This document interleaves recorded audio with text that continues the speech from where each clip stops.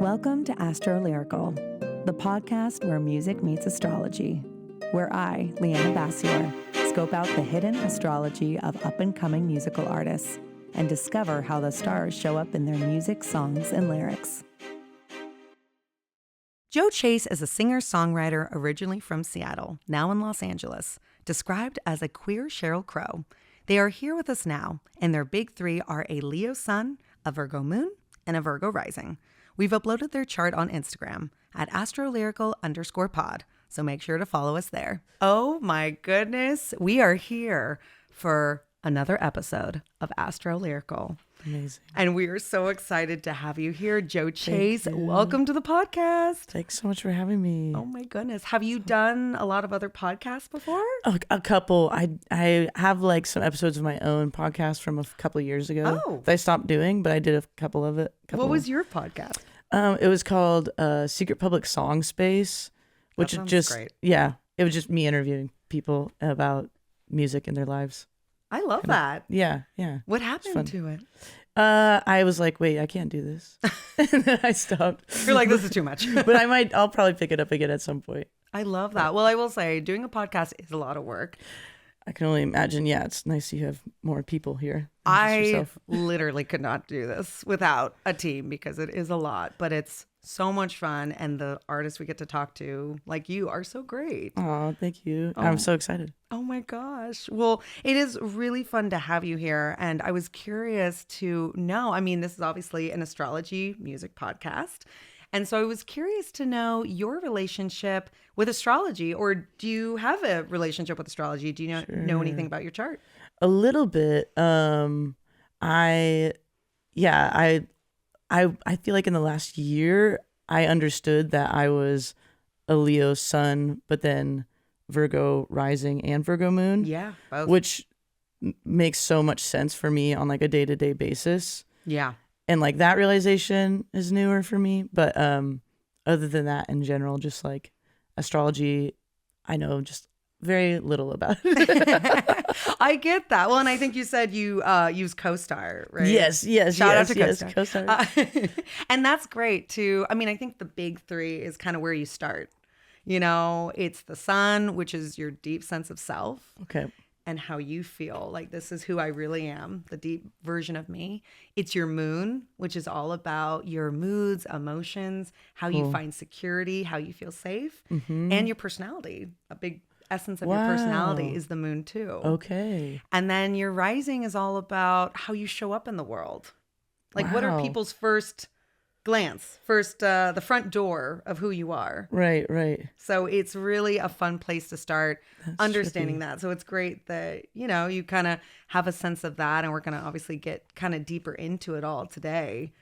But so cool. I'm just so excited. So yeah, I mean, it is interesting. You got that sun in Leo, just to kind of go over your basic three first. Thanks. And then we'll kind of connect it more. I want to hear more about your music and the process. But I mean, that sun in Leo is strong. Okay. Yeah. Okay. What makes it strong? Like Leos are just a ball of light. Okay. I mean, they are joy. They are the heart. Yeah. They are pride. They are bravery. That's all the beautiful qualities. And of course, every sign has its imbalances where it can get a little all over the place. And I think an imbalanced Leo, the ego becomes a huge issue. Sure. Which, at least to me, it doesn't seem like, I don't know I if have ego... my moments. I'll admit, I'm sure I have my moments. You're like, I got my moments. But it is kind of nice because I feel like the Virgo might keep that in check a little bit. Yeah, I think so. I don't know. Well, because Virgos, I feel like, are actually very humble. Okay. And they're all about being of service. Yeah. And they are about, the details and making sure things are pristine. Yeah, that checks out. So it's like you've got that Leo sun, which is like, here I am. I'm living in my power. I'm joy. I'm light. Everyone wants to, I want to be acknowledged. Yes. And I want to acknowledge others too. Like being the cheerleader for other people. Yes. And, also wanting that in return. Absolutely. But the Virgo is something that I think finds a little bit of balance in being like, yeah, I want to be center stage, but also I want to help people. Cool. I want to do good in the world. And they can be hard on themselves or hard on others sometimes too. Yeah, sure. So it's definitely a balance, but it is kind of nice that, because you do have a lot of Leo energy, you have 3 personal planets. Okay. Meaning the sun, Mars, and Mercury. Okay. The moon and Venus are also personal planets, but you've got sun, Mars, and Mercury all in Leo. Whoa. All pretty close together in like a Cool. little chunk right there Whoa. in your 12th house, which we'll get into. But it's, that's big Leo energy. There's a lot of your mind and communication with Mercury is in Leo. So Whoa. how you speak and Got how you it. think, Cool. So it's really interesting. And it's, again, it's, we've talked about this in other charts or in other episodes, but it's interesting because I really feel like people do kind of like come into the chart and what they're meant to have in this lifetime. And I'm always curious of people's perspective on that. When I bring that up, like believing like I was kind of born into this and this is my journey and this is what I was meant to have in this life with the parents and the karma and like all my siblings and all of it. For sure. And I was curious about your relationship. I mean, this kind of bleeds into spirituality a little bit. For sure. Which I know you grew up kind of in a more religious household. So I'm interested to hear about your experience back then and your experience now and how that has shifted. Totally. Yeah. I mean, I grew up very like not what they call non-denominational evangelical, which is kind of like not to say that it's like that everyone's trying to be tricky, but when you say non-denominational, it's like such a Protestant thing. Like we don't have a priest. We don't have to like tell our sins to someone. Our best friend is Jesus. And like, it's very like, unfortunately then the melding with like American politics that like kind of started happening, I guess, like in the 40s and 50s. And now we have this like extreme evangelicalism that I think we see in like a lot of weird things online, or we hear about like, I guess just our like what's happening in our political world right now. But yeah, I grew up in like a big mega church that was pretty hip. And then also like quietly, dangerous and harmful towards a lot of people who didn't fit in a certain like societal norm. I think like there's just like a ton of whiteness and like a lot of, I guess a lot of ableism, but like my brother is just disabled and he would come to church and they had a whole like program for kids with disabilities because it was a bigger church. Yeah. So I think that's also an interesting part of church is that it's a resource. Yeah. It's a social thing. So I think growing up, my big takeaway from that experience was like, I had a very like rich inner spiritual world that maybe that has like a lot to do with my signs and less to do with like growing up that way. And then luckily I was able to like, I had a really hard time in my early to late 20s after I came out and like kind of dealing with the world and my family and old church people, and really feeling being really alienated after I had like really devoted my life to those people. Yeah. And that was like really painful. So, but then I got sober. I needed to get sober. And so I started hanging out with all these awesome like queer people in 12-step program world in LA. And that was like so necessary for me because I never grew up with any like cool queer people around me. Oh, I just heard like, oh, the queer people, they're like super bad. They like hurt people. Wow. Like, that was the picture. Yeah. That was the picture I got. So, and then it also helped me kind of reclaim that like inner spiritual world and find my own like names and or meaning, a new language for all of that I'd had. That is, wow. That's a really powerful journey. It was I feel super lucky. And I feel like I hear this so much in your music, which I want to get to your music and stuff, but it's just, when I looked at your chart, I was, because I feel like every chart has a journey and a storyline kind of. Not always, but I feel like usually there is something that you can see, like there's something connecting all these different elements. And what it connects to is what's called a north node, which is the direction you're going in life. Okay. But where you started is the south node, and that's like the place you're finding the balance with. But it was interesting because you have all this energy, like I said, Sun, Mars, and Mercury, all in Leo, all in the 12th house, which it's really interesting because the 12th house is the Pisces house. And that's the thing. You have really nothing in Pisces, but you have all this energy in the 12th house, which is the Pisces house.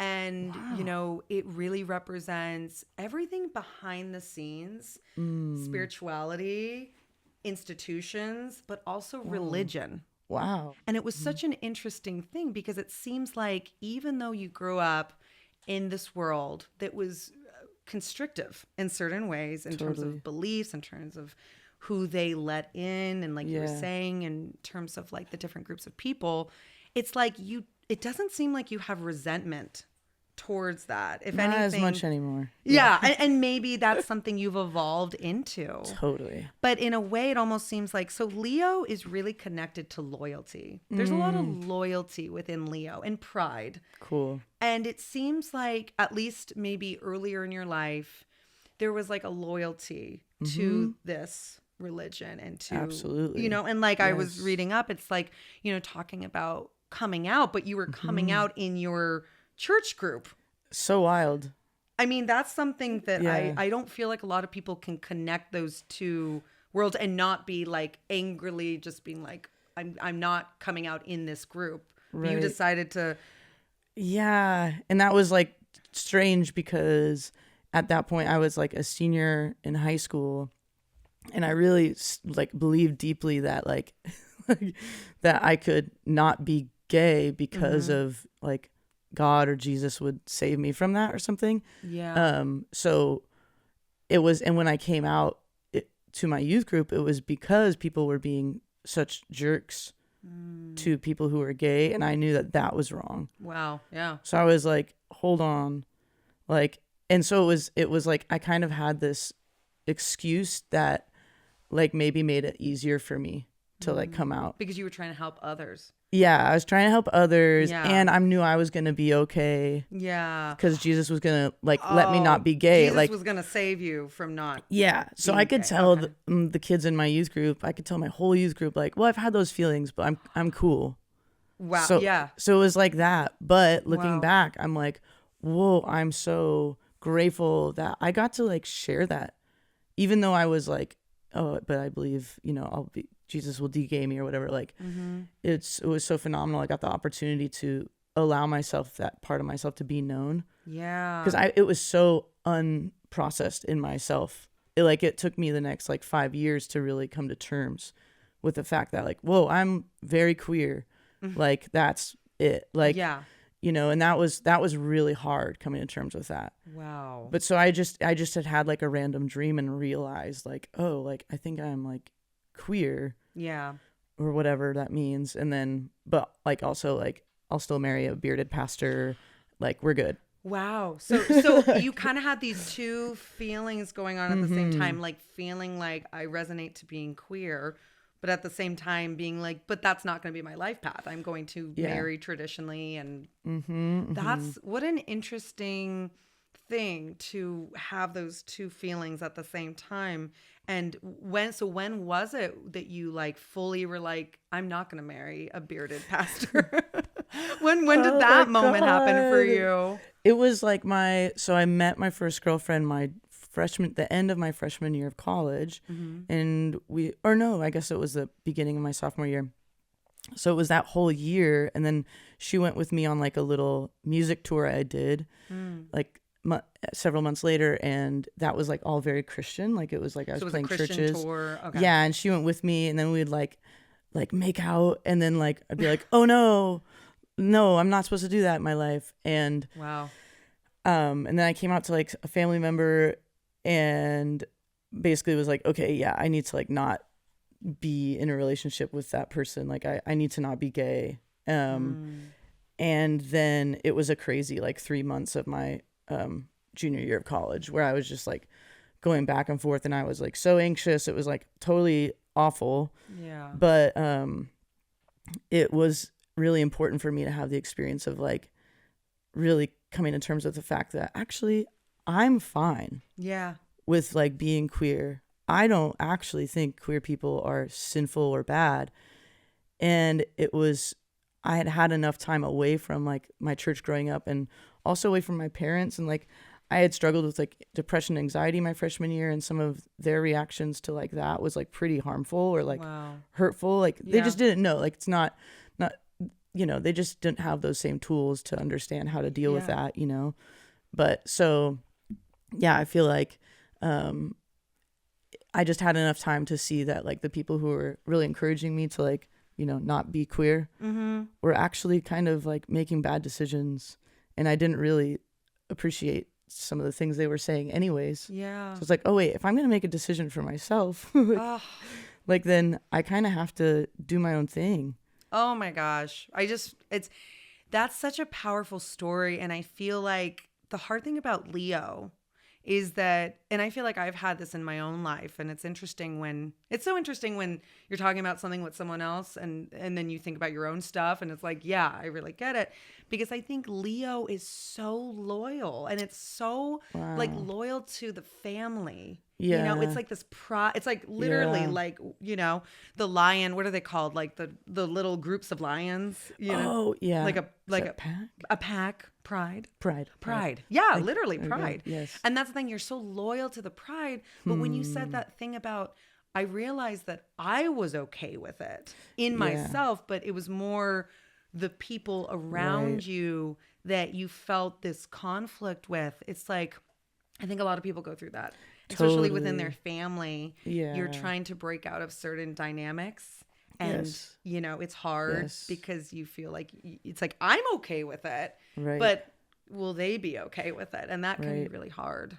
Totally. Oh my God. That's such a powerful thing. And there's a lot, I'm curious also about family in here too, but I did kind of want to ask you about some of your songs, because I feel like with the religion stuff, because I feel like a lot of the music that I heard on your album Solo, I mean, there was so many different beautiful vibes in your music. Thank you. And I loved it.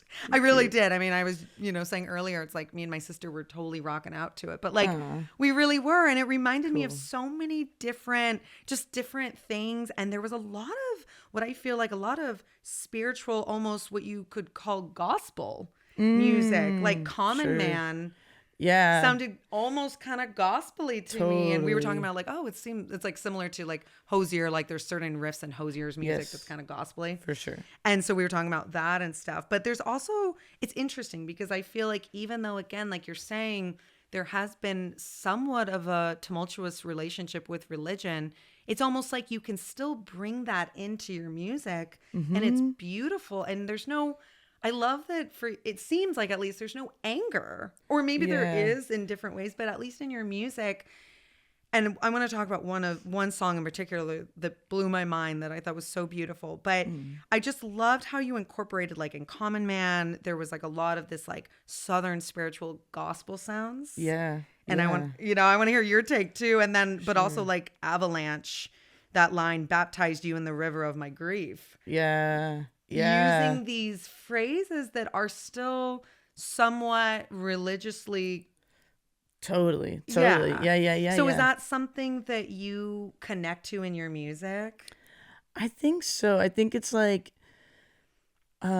people, there's like a language, there's like all these associations we have with certain words, and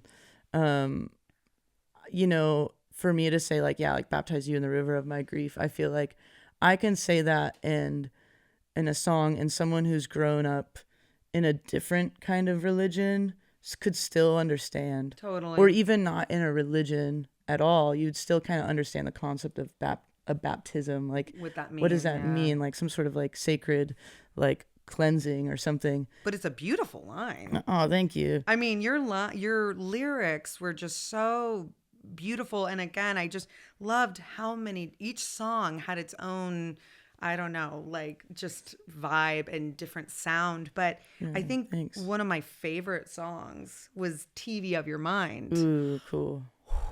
it was one of those songs where when I first listened to it, I was kind of like, okay, I was listening to it. I was like, oh, I really like the song. And then as I listened more and more, I got more, and I looked at the lyrics, and I was like, oh my God, this is so much more than I realized. I've heard that from other people, which I'm surprised by, because I mean, I wouldn't have thought that would be people's experience. reaction. Yeah, but that's cool. And I really have a lot of questions about it, and mostly just there's so many things in this song that, I mean, at least for me, when I was listening to it and knowing your background, I was like, okay, are these connections to your religious upbringing? Especially, I mean, the line that's like, God made us all great screenwriters, our biggest hits and our worst tragedies, rewrite them, rewind them, try and top them on the TV of your mind. And it's like, still, again, this connection with God where it's like, okay, God made us into people that can rewrite our stories. Totally. You know, and like, it's okay. Like, you don't like, God has love for us and is allowing you to rewrite the script. Yeah. Yeah. So it's, for sure. I mean, there's so many things, like lost my religion at 32 to a broken rule book with no super glue, but I've been finding God in everything. Yeah. I mean, especially because I didn't grow up in a religious household, but especially for people I can imagine who did. Yeah. Listening to this song, especially if they've had a life where they've been in religion and now they're finding a new relationship with God. Sure. I can only imagine how strong this song is. And I kind of want to hear about what the song is about for you. Yeah.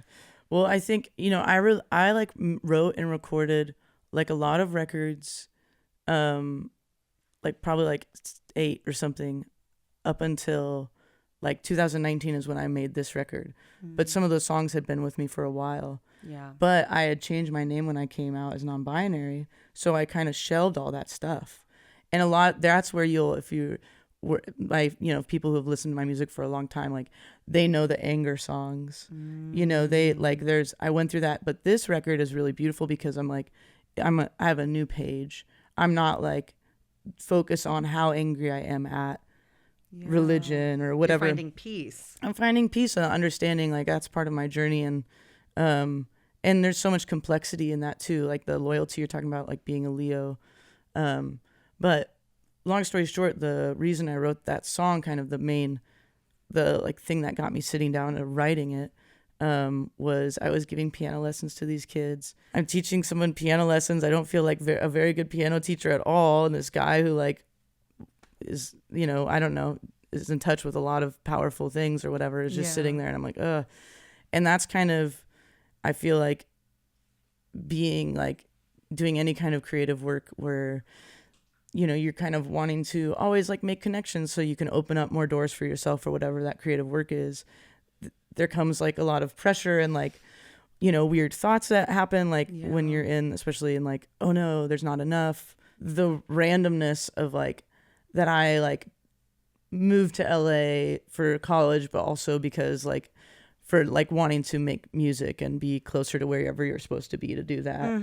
And then like I'm teaching randomly music lessons, and now I'm in this person's house and they do this thing, and it's just like, oh my God. So the song kind of came out of that. And like, especially like the lyric about being a screenwriter, like it's like, you know, there's so many writers in LA, and just like whatever. Yeah. I'm feeling like I'm losing my train of thought on that one. But, one, like the line too, like I gave up my spot 31 months ago, still afraid that someone's going to steal my show. Is that similar kind of about that? That was actually about me getting sober and, and feeling like, when I did that, like, what was I going to miss out on?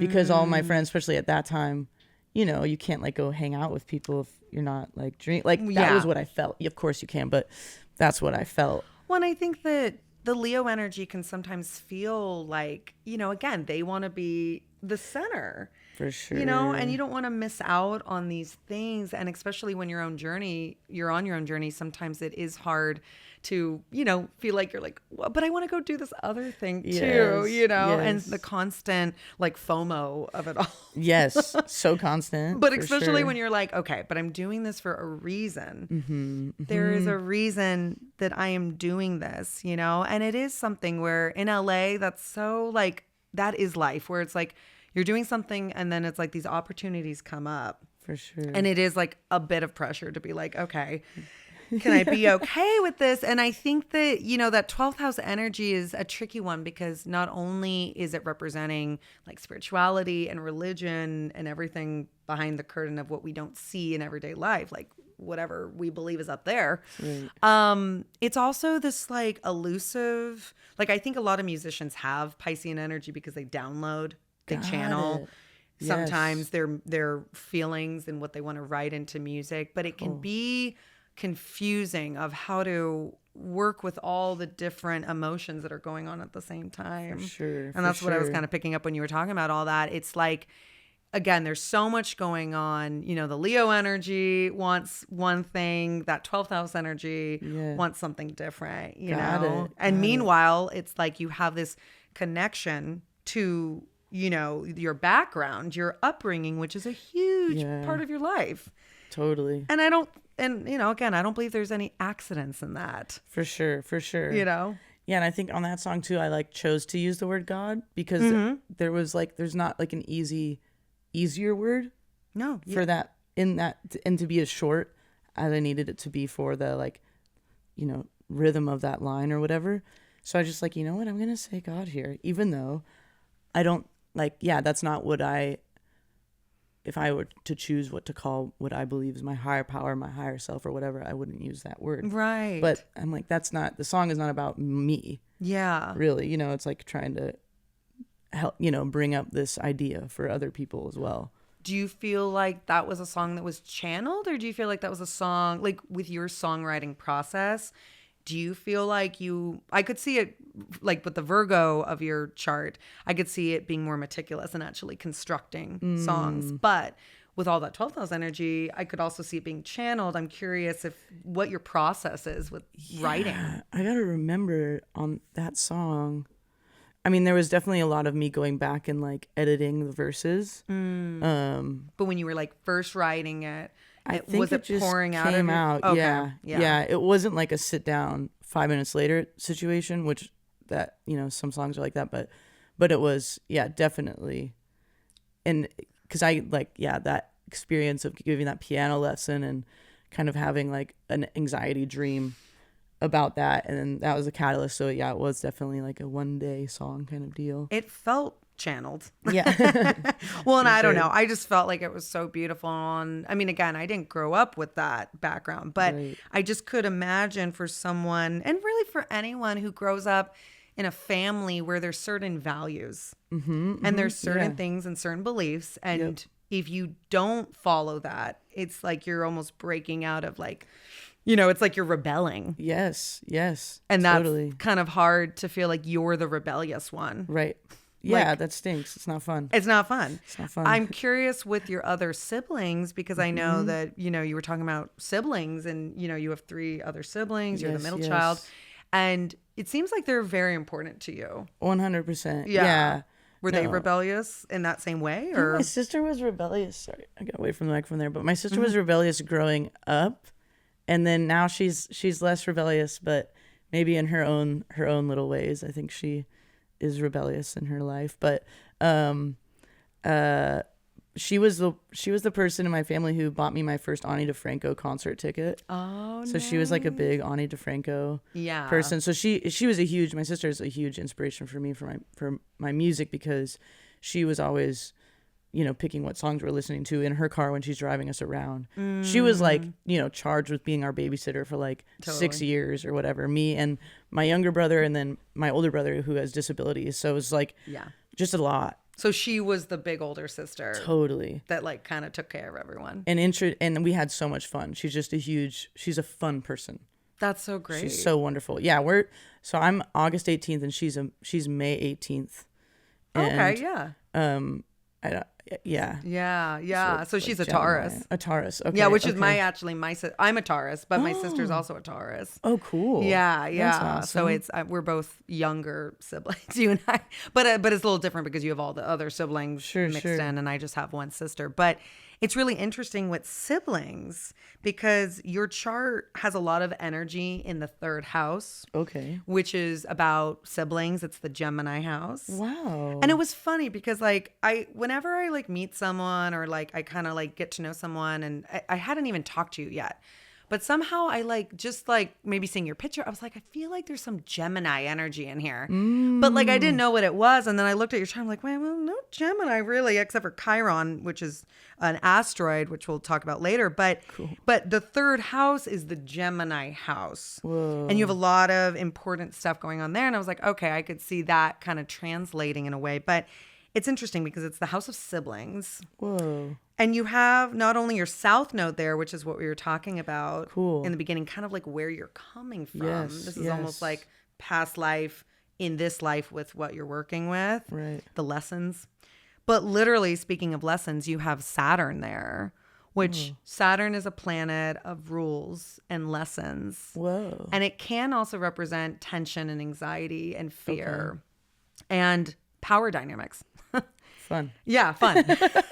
And you have Pluto there, which is also about power dynamics. Whoa. So I was curious about your relationship with your siblings because on one hand, like you're saying, like I can imagine having very close bonded relationships with your siblings and them being inspirational, them being part of your growth, Totally. being, part of your transformation and For all that sure. stuff. Oh, yeah. But like at the same time, I'm curious, were there difficulties or power dynamics or were there different things that came up that kind of made a little bit harder in your life to, I don't know, either become who you were meant to be or just like, what was their relationship with religion and are they still in that too? And that's the thing is I think religion can be an incredibly helpful tool for people 100. sometimes, just like spirituality. Like you find what works for you in life. And like whether it's being in a more conservative religion or whether it's more spiritual or astrology or Buddhist, whatever it is, you can find healing in that.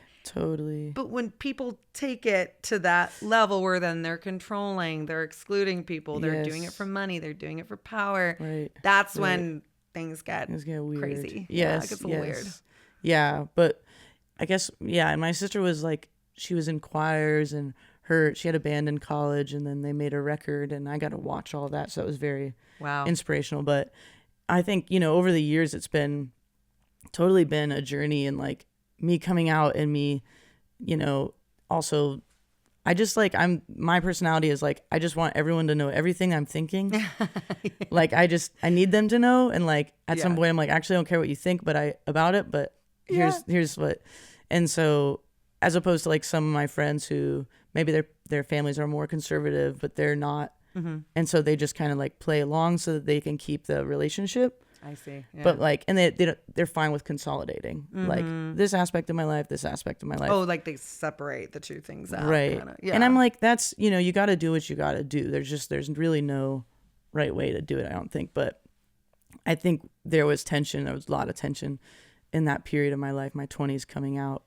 And, and even now, like being non-binary and like, I still haven't even figured out like, what name I want my nephews to call me, even though it's been like a few years. Cause I'm just like, I think I actually just like, maybe I just want them to call me Uncle Joe, but I'm like, would that be weird? Yeah. Cause like, that's even more trans.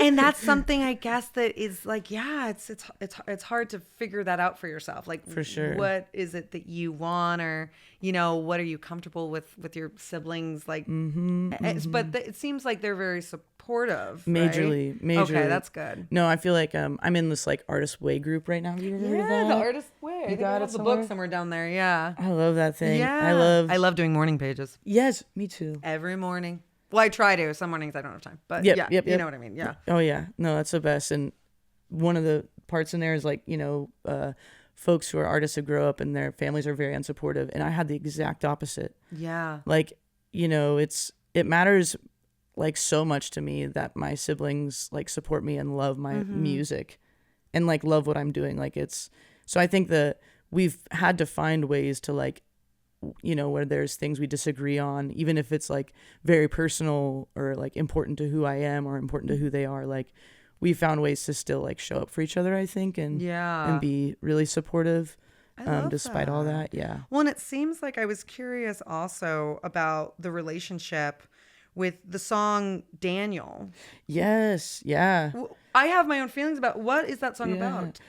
So my older brother Daniel I'm 39, so he's 42, and he's disabled, and we grew up in like really nice suburbs, and so we had really good special education programming. So he had a pretty cool like education experience until he was 21, and then once you're done with public high school, if you're a person with disabilities, especially at like that's a huge spectrum, but similar to my brother, kind of like all social life kind of gets put on hold. Oh wow. Like there's just like not a lot of programming, or it's hard to get to, or if like someone is if they have like kind of extreme behaviors, that's how they are expressing themselves or whatever, then like they might get kicked out of programs or whatever. It's just really, it can be really hard. So my brother, that whole same 10 years basically where I was like having a really hard time coming out, I think that was the first time I was also realizing like that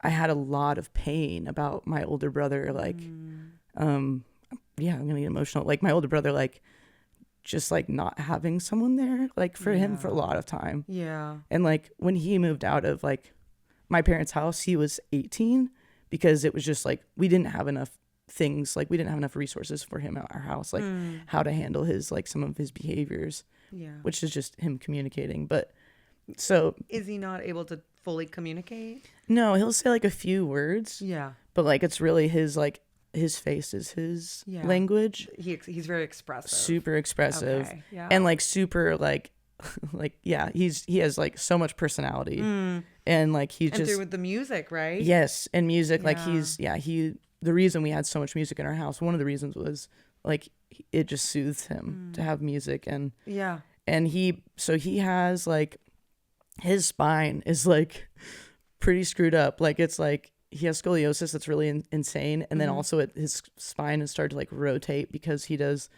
a kind of like stemming thing where he just like spins his body around. When he listens to music, like helps soothe him. And because of that, like his body, and like because it's like really hard to access physical therapy for someone like him, like, but that song, like he just like listens to the radio and like does that in his room for hours. Wow. That's like, but he has so much intelligence and like so much to say, and like I think that I've done a lot of healing and like recognizing like that. But I think if for anybody who has like a sibling who's disabled or has like mental illness or like something where you're like, this is a chronic thing, this person needs a lot of support, and there's like not a ton of access, unfortunately not, so you just have to watch someone suffer, and then you're suffering. And I think that song is really like kind of trying to communicate this idea of like, no matter what though, and all of that, like my brother is on his own resourceful, he's creative, and he's able to, even if from the outside looking in you're like, man, that's too bad he's like hasn't gone outside today or whatever, like he's still having his own dignified experience. And like I think in the song I'm trying to just like communicate that. You do. And that's what I thought the song was about. I thought it was about your older brother who's disabled. And the line, I really loved the line, rusted fences lined the field on the hill. We'd feed the horses apples. It was there. I finally understood. You might never get the words, all the words I say, but Daniel, I'll be that something you can get. I'll be that something you can hold that will tell you what you already know. Oh, and that's what I picked up. I did. You got it. I picked up. I didn't know quite his experience. For sure. But I that came through. Very cool. Strongly. And I can tell with the astrology, it's like you have this emotional deep, it's all in Scorpio, the Pluto, the South Node, the Saturn is all in Scorpio in this third house of siblings. So it's like you have like this deep intense emotional connection Wow. to your siblings. Totally. That can be, Huge. Saturn can be hard, Saturn can be restrictive, Saturn, there's lessons. Okay. But you're working with that, the good and the hard with siblings, you know, the places they support you, the places that they can't support you. Yes. Yeah. And it's really interesting because, you know, the North Node, again, like I said, is all about where we're going. Right. So it's like you're coming from a place where there's a lot of emotion and wounding and things you're working out, especially in the world of siblings. Totally. It also has to do with mental health. Wow. The third house is all about mental health. Really? So having Saturn, you were kind of talking about depression a little bit. Yes, and a lot of times having Saturn in the third house can represent that depression is something that a person might go through a little bit more just cool. because of that. Because there's like a lot Totally. of like fear with Saturn, Saturnian Yeah. energy. But it's beautiful. Where you're going is the 9th house, which is the Sagittarius house. And it's all about, so it's like spirituality and philosophy, but in a big picture kind of way. Whoa. So it's like you're taking the rules and regulations and lessons of your religion that you had, and you're working it out in your own life to transform that. Cool. To then be able to come into your own life with spirituality and what you believe. So it's like you don't have to let go of what you came from, but you're transforming it in a way so that you can have your own beliefs and be true to who you are and not lose that in the religion, you know? And it's really cool. That's so cool. Yeah. Yeah, no, that's so I love awesome. your expression. You're like, whoa. It's like, whoa, that's a lot. But it is. It's cool. and it's really, it's just a lot of deep stuff. And that's the thing with a chart. It's like, this is just essentially the snapshot of what this life is, you know, where you're coming from, where you're going, the family dynamics, the relationship dynamics, you know, I think it's beautiful. You have this Chiron in Gemini in the 10th, and Chiron is an asteroid all about healing. Whoa. And 10th house is all about your public roles and career and how you put yourself out in the world. Wow. So, and it's in Gemini, which is all about teaching. Whoa. So it's interesting because it's like you are using what you came from, the wounding and what you've healed and all this stuff. You are letting that out into the world through your music, but also through your teaching, like through your students. Yes, totally. And it Totally. sounds like you have a really good connection with your school and the students and like, Totally. so have you talked to them about your own journey? Like, do they know a lot about your journey or? The students I work with most, they're like TK through 5th. Oh, wow. So yeah, that's they're a like, lot. Yeah. So, I mean, not really, you know, sometimes when something comes up at school, someone says something that's like, you know, at school we say like bias-based language, you know, someone saying something that's, you know, putting down a marginalized group or says it's, you know, so then, and those moments I'll need to say something. But I've really learned, you know, there's like this human instinct to be like, hey guys, like, well, let me tell you about myself. And but sometimes because they're so young, they're like, that actually distracts them from what I'm talking about. It's like, I can't. Yeah. So I just learned to just say like, hey, there's people in my family who are, if something about transness is coming up or queerness, you know, kids love saying, you know, that they're gay or that's gay, or there's like, you know, different TikTok things that come up that are like, you know, we have to squash at school. Yeah. You're know? Teaching in a whole different world. Oh, like my when goodness. we were growing up. Oh my gosh. I mean, now TikTok, like you're saying. Oh, and all you gotta these, deal with that now. Oh yeah. Yeah. And all the kids, like they just have so much access to so much. So they just need a lot of guidance and learning how to like critically think about what it is there. And then there's like adults who are just saying crazy stuff on the internet and then without accountability. Oh God. So then kids are just like, I can just say something, right? And you're like, actually, that hurts somebody. Yeah. Now you're gonna have to, you know, bring it back. Yeah. Yeah, but they're so. I mean, I think especially that the idea I had as a young person, thinking I was gonna grow up and be like a pastor, and then kind of once I realized like, oh, I literally cannot do that. I don't want to do that, and I can't. And that was like really hard to deal with for a while. Yeah. But now I'm like, I have the best situation possible. I get to like infuse music in these young person's day. I get this little window to hopefully help them have musical moments. Yeah. And that is just like the most powerful thing. And that's so beautiful too, like with the chart. Like what I love, I mean, specifically with children, You have that Chiron in Gemini in the 10th, which is really Okay. talking about teaching Okay. and like your public roles and how you're showing up in the world, but also healing and helping people through healing and through Cool. like it's about wounding and healing. So it's working with your own wounds to then know how to help someone else. So not only do you have that, but then you have Jupiter in the 5th, which is the 5th house is a lot about children. Wow. And it's like, it's the Leo house actually. So it's kind Whoa. of like the same theme repeated over. And Leo is very much about like joy and creativity Yes. and sharing Yes. that joy. But the 5th house really is about like children. Wow. And either about like having children, but not even that, like more just like connecting to either your childlike self Yes, yeah. or connecting to children in a different way. Wow. But like the fact that you are not only sharing your music with adults and people, you know, listening all over the place, but then you're helping children day to day through music. Yeah. You know, through your own experiences is so beautiful. And then also the Virgo, coming back to that, the Virgo rising and the Virgo-Moon being about service Yeah. Got it. and like helping people, being like, hey, this is something I can do to Yep. help people and to help like be of service to all kinds of people and children in this case, you Yeah. know? So it's really, it sounds like you are really doing the work. So the song Right Way is just right way, not the right way, Yeah, I think that's true. Yeah. just right way. So I was really curious about that because there's a line in it, the right way, an idea that plagues me, but everywhere I go, these 2 feet bring me the peace. Yep. And I was really curious what that song was about for you because as a Virgo moon person, Yes.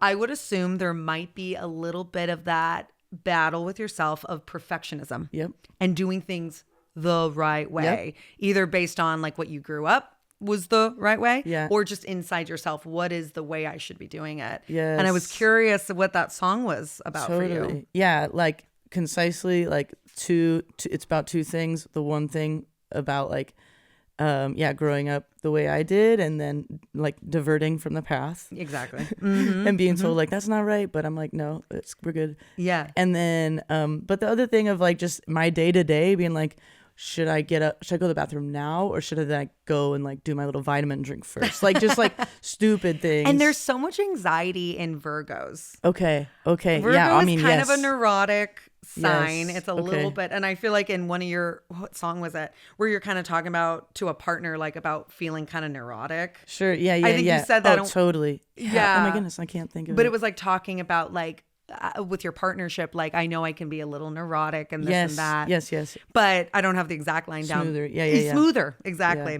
But in this, I was like, okay, that right way song is very much like, I felt like, oh, there's that Virgo moon coming out, Virgo rising. 100%. Being like, 100%. how do I do this the right way in my life? And I think Virgos do have a hard time finding the balance. Yes. Being like, you want to be a good person, but also like, you don't have to be perfect all the time. Yep. It's okay to do things the wrong way. Yes. Sometimes. Yes. Oh my gosh. You nailed it. Okay, well, I'm glad that I was on that page because I was like, I feel like that's the Virgo coming out, right? 100%. 100%. Which it was. That song was great. And me and my sister were talking about how that reminded me of Bonnie Raitt. Oh, cool. Yeah. Oh, yeah. Love Yeah. Bonnie Raitt, yeah. Big Bonnie Raitt vibes. It has been so much fun talking with you Yes, today. thank you so much for having me. This been a was, treat. I feel like it's just, I get to know so much about the music and about the process behind it and what someone goes through For sure. in writing the music and hearing your experience with everything growing up and how you've been able to work with that and shift that and then put it in your music and healing. Yeah, totally. It's really beautiful Well, what you've done. Thank you so much. Well, thanks for sharing all your amazing knowledge. Like, yeah, I feel like astrology, yeah, just the big 3, like that's what I know. And it's it's amazing to be like, oh yeah, that tracks. Like, I'm glad it did. what's the one asteroid? It's like Yeah, Chiron. Chiron. I'm like, I'm gonna look up Chiron a lot when I get home. Well, and that's the goal, is to just help people give that lens to look cool. through. And I was curious, do you have any questions about your chart or about anything within astrology? Sure. Wow. And there's a lot there, obviously. I feel like I don't. Yeah, it's like to ask a great. Not that I need to ask a great question now. I know it's like that's a Virgo thing I'm dealing with. What's the right question? That'll be your next song. Yeah, exactly. But I guess like, yeah, I feel like I've learned a lot, and I don't know if I Do you And have that's any okay if you don't questions have right any. now?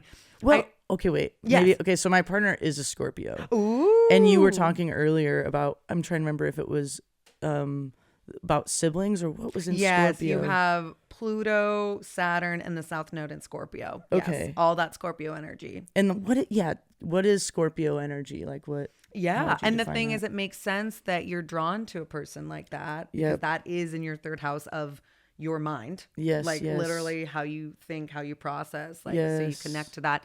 And Scorpio is a beautiful sign. It's very deep. It's very Yep. intense. Yes. It's very like the deep water, so they feel things Yes. incredibly deeply. Yes, yes. And a lot of times, at first it seems like they're standoffish Sure. because they're so incredibly deep and vulnerable that they don't want to let that out unless they really trust someone. Got So a it. lot of times Scorpio people, depending on what else is in the chart, Right. but if you're like a true sun in Scorpio, maybe on the surface you're jovial, whatever else your rising is and stuff, but Right. deep down, Yep. you feel things intensely, and Totally. it's all about the transformation that you go through in life and like Whoa. the birth and death process and like having that within your own self day to day. That's cool. Yeah, That's so awesome. It must Yes. be a pretty deep relationship, I would assume. Yeah, and I think and we're both like kind of intense people, and yeah, my partner is like, she gets stuff done. Like she's just like a doer. Yeah. And that's like, She might have some Virgo too, actually. Virgos, Yeah. I do feel like are like there might be Scorpio, obviously, but then some other stuff like Virgo yeah. to help. And I do think it's nice when you have a balance because if you're only water, like Scorpio's water, Okay. like Pisces, all your 12th houses, like that water. If you only have that, it's like, okay, whew, the emotions are like everything in my life, Yeah. So it's nice if they have like something maybe to balance it. It'd be interesting to see her sure. chart too. Yeah. Yeah, Well, thank but- you for sharing Of that. course, of course. Oh my God, we didn't even talk about the fact that you were just on tour Oh, yeah. with Kate Nash. That was so cool. Oh my God. She's amazing. Oh yeah, the I best. actually was I realized I was like, oh my God, I used to listen to Kate Nash all the time Yep. with like Very Very Happy. Yep. Oh my God, and Yep, I went yep. through a whole thing like realizing who that was again. Yes. Yes. But so you just went on tour. Are you doing Yep. any other tours in the future? I tour in the summer with my friend Brittany. We do a West Coast run. Mm-hmm. Like we've done that a couple times now. We'll be doing that again. And nothing else is on the books for like the East Coast or the Midwest, but I'll probably But be, LA. Yeah, LA. Something will come up in LA, I'm sure. Okay, great. Yeah. And where can people find you and your music and everything? Yeah, it's on all the streaming platforms. Just under my name, Joh with a H. It's just like really hard to Google. And then I guess like my socials. Yeah, great. Instagram and all that. Yeah. Yeah. Okay, great. Thank you, Joh, for that incredible interview. That was amazing. And now we're going to hear their performance of Right Way.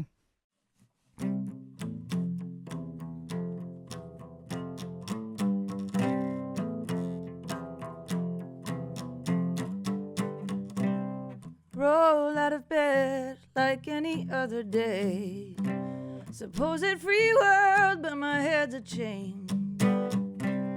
Use some millennial tactics. Keep my mind focused on the traffic. 'Cause I white knuckle ride this roller coaster, don't wanna mess it up. I'm getting older the right way. It's an idea and it plagues me. But anywhere I go, these 2 feet, they bring the peace. Doesn't matter what's underneath. Doesn't matter what's underneath me.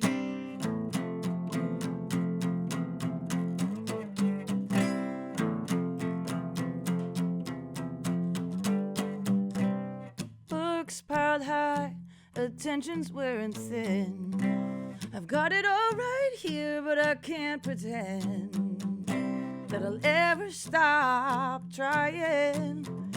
Just looking for that perfect sign. 'Cause I white knuckle ride this roller coaster, don't wanna mess it up. I'm getting older the right way. It's an idea and it plagues me. anywhere I go, these 2 feet, they bring the peace. Doesn't matter what's underneath, doesn't matter what's underneath me. No, no, no.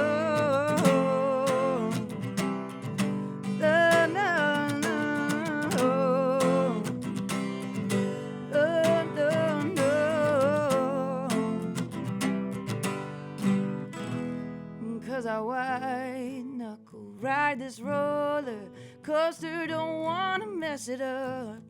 And I'm getting older the right way. It's an idea and it plagues me.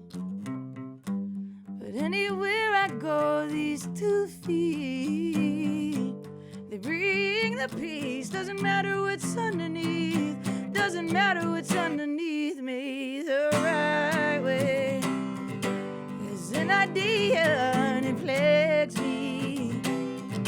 But anywhere I go, these 2 feet, they bring the peace. Doesn't matter what's underneath, doesn't matter what's underneath me. Yeah. Thank you. Thanks for listening. This podcast has been a LiliRose production, created by Liana Bassior, produced by Juliana Hartman, Danielle Marascalchi, and Alana Cheuvront. Audio by John Neisen. Stay tuned for next week's episode, where we dive into another musician's chart and explore their music.